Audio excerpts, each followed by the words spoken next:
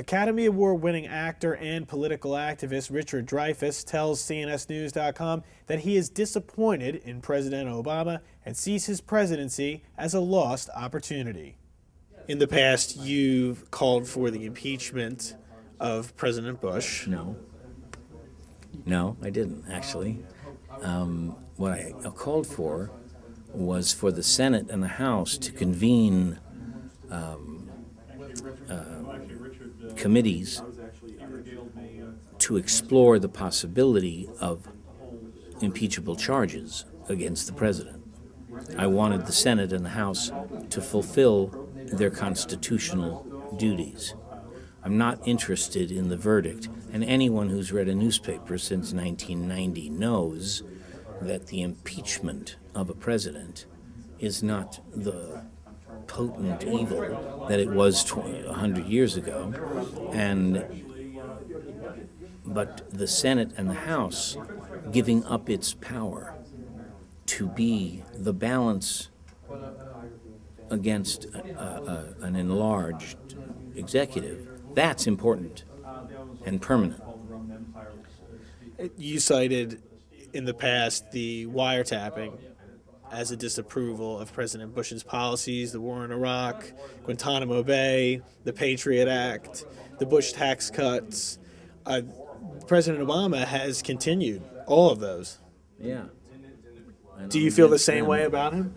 I don't feel the same way about Obama as I did about Bush, but I disapprove of Obama. I disapprove of him furthering all of Bush's policies. I think it's one of the great opportunities lost and one of the great chances of a character in the American story to be much smaller than he might have been. What specific policy did you think President Obama would explore a different path compared to President Bush that has you the most disappointed? You know, I made a promise to myself in 2004 that I wasn't going to follow local current affairs closely. I figure if something important happens, someone would tell me, okay? But the signing letters that Obama signs, which he got from Bush, are terrible, and not explaining thoroughly, completely, and openly, and going to the Congress to do it, his continuation of Bush's war policy is wrong, and just bringing the executive back down into shape, into the same size as the Congress and the judiciary, is something that Obama could do, and bonfires would be lit all over Europe and Asia if he did it, because there's a 100% agreement in the world that everyone wants America to be run by adults, not willful, ignorant children. And any gesture toward that would be applauded, because America is the most powerful country in the world, and people are desperately afraid that its power could be misused for the wrong reasons. And so anything that would show the executive being an adult with an outlook of knowledge, ethics, and wisdom would be applauded everywhere.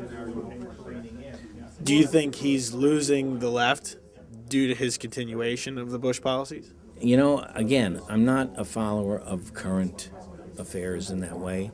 I ceased being a Democrat a while ago and thought that it would hurt this endeavor, and because I thought that there was very little difference between the two parties.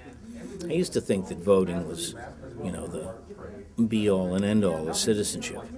And now I think citizenship is far more complex, far more constant, far more boring, far more filled with failure and those rare victories, and that's the greatness of being a good citizen is the willingness to work hard at something that is hard.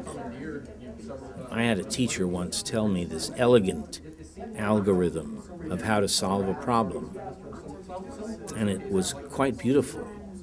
And then I said, first you have to acknowledge that you have a problem. And he went, aha! Because he knew that was the problem, that people just don't know that there is one.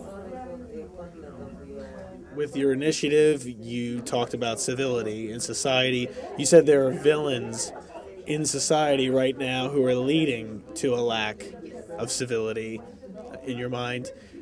Who do you think specifically are those villains that you speak of, and what are they doing? People who interrupt the person that they're interviewing, or patronize them, or call them names childishly, or bully them, or attack them for their race or their creed, are being uncivil. And they're all over the place. You don't have to look very far to find them. And they're very popular for the moment.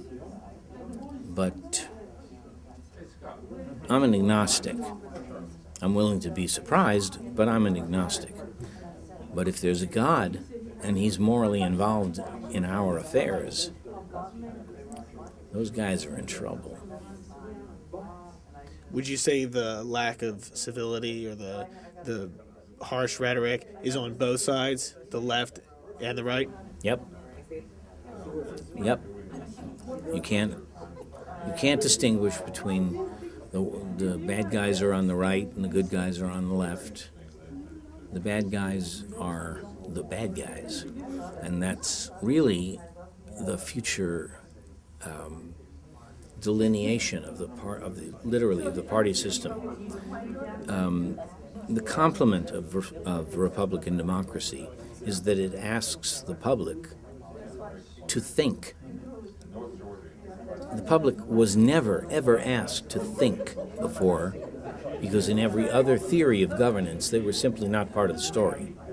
And the king would appoint someone from the aristocratic class to take care of the postal service, and that was that.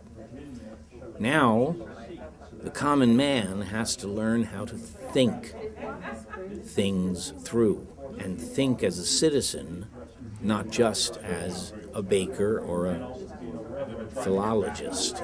He has to think as an American citizen and as a sovereign.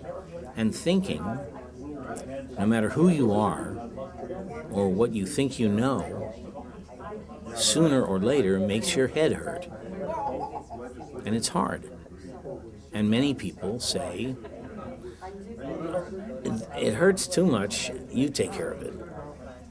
And the real delineation of the future political opposition in the future will be those who are willing to think things through, however much of a headache it gives them, and those who aren't.